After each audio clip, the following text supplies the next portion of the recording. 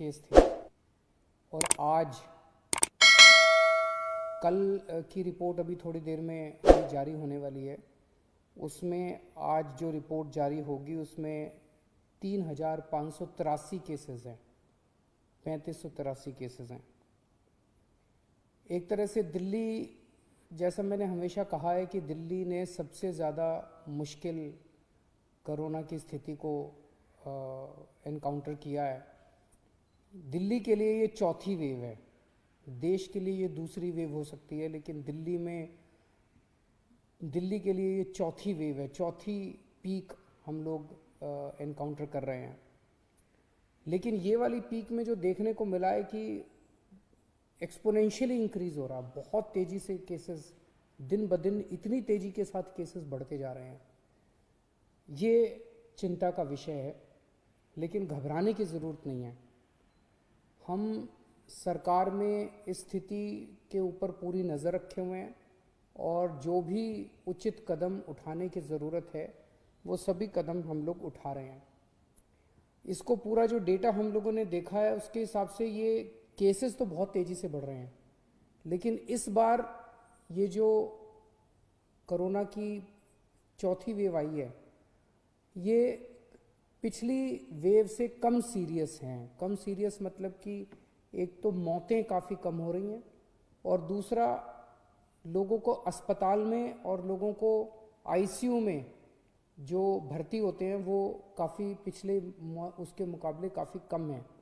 हम ये देख रहे थे कि अक्टूबर के महीने में जब लगभग इतने ही केस 3-4 हज़ार केसेस डेली आ रहे थे, उस वक्त आईसीयू में लगभग 1700 के करीब पेशेंट्स थे और आज लगभग 800 के करीब 50% के करीब पेशेंट्स हैं। उन दिनों में जब डेली 3-4 हज़ार केसेस आ रहे थे, 40 के करीब मौत डेली हो रही थी। आज 10-12 के करीब मौत डेली हो रही हैं। तो अभी ये वाली जो वेव आई है ये पिछली वाली वेव के मुकाबले में कम सीरियस है कि लोगों को कम अस्पताल जाना पड़ रहा है, होम आइसोलेशन में लोगों का इलाज अच्छे से हो रहा है। अभी जो स्थिति है, सरकार में लॉकडाउन किसी भी तरह का करने का कोई विचार नहीं है। हम स्थिति पे नज़र रखे हुए हैं। भविष्य में अगर ज़रूरत कभी पड़ेगी तो मैं आपसे बातचीत करके ऐसा कोई निर्णय लिया जाएगा, लेकिन अभी फ़िलहाल कोई लॉकडाउन करने का सरकार का निर्णय नहीं, सरकार का विचार नहीं है।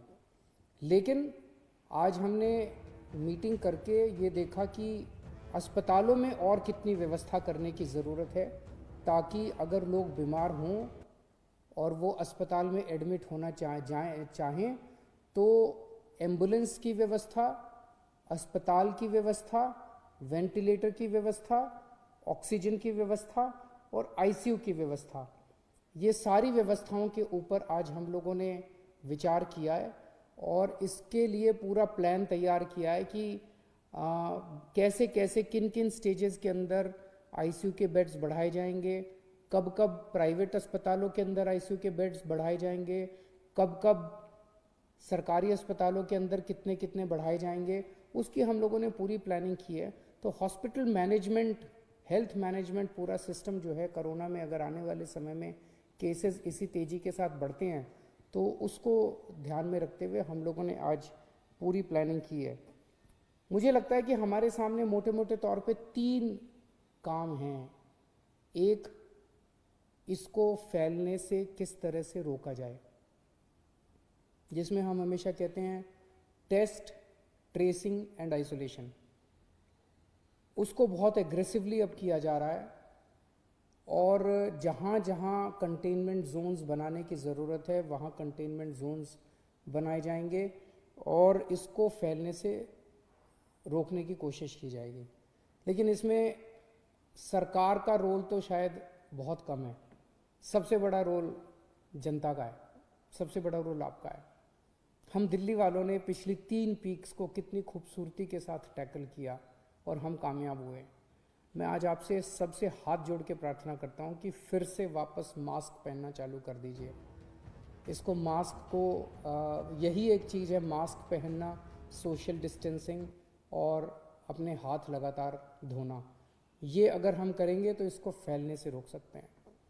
दूसरी चीज़ है हॉस्पिटल मैनेजमेंट की। अगर हम बीमार हो जाएं तो हमारे लिए उचित हॉस्पिटल में जगह होनी चाहिए, हमारे अच्छा इलाज होना चाहिए, उसके ऊपर सरकार उचित कदम उठा रही है।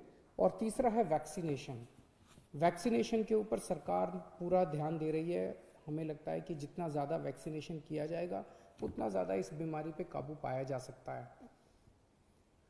हमें खुशी है कि केंद्र सरकार ने 1 अप्रैल से 45 साल से ऊपर की उम्र वालों के वैक्सीनेशन की इजाज़त दे दी है। कल हम लोगों ने 71,000, दिल्ली में 71,000, हमारी कैपेसिटी अब 96,000 की हो गई है, 71,000 वैक्सीनेशन किए। हमें 2 दिक्कतें आ रही हैं।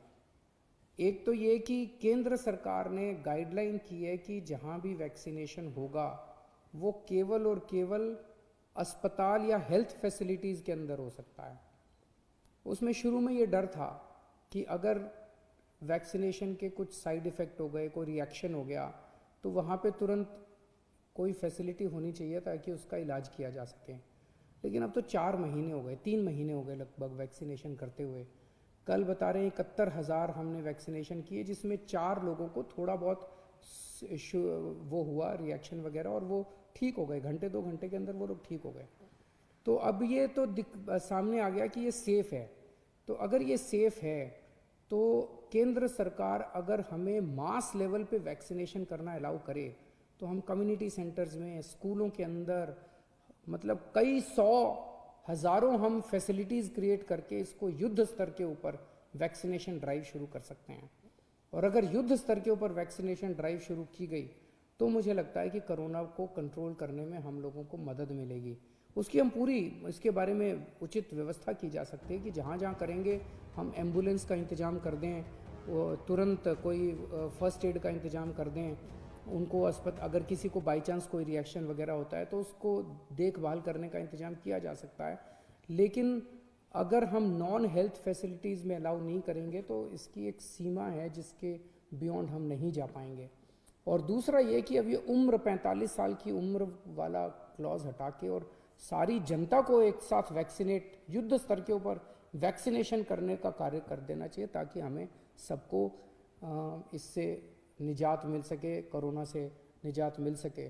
तो मैं उम्मीद करता हूं कि केंद्र सरकार इसको पूरा गौर करेगी और युद्ध स्तर के ऊपर राज्य सरकारों को अपने स्तर पे वैक्सीनेशन करने की इजाज़त देगी। और अंत में मैं जनता से अपील करना चाहता हूं कि दिल्ली की जनता ने बड़े बड़े काम करके दिखाए हैं और ये चौथी वेव भी हम लोग ज़रूर इस पे काबू पाएंगे।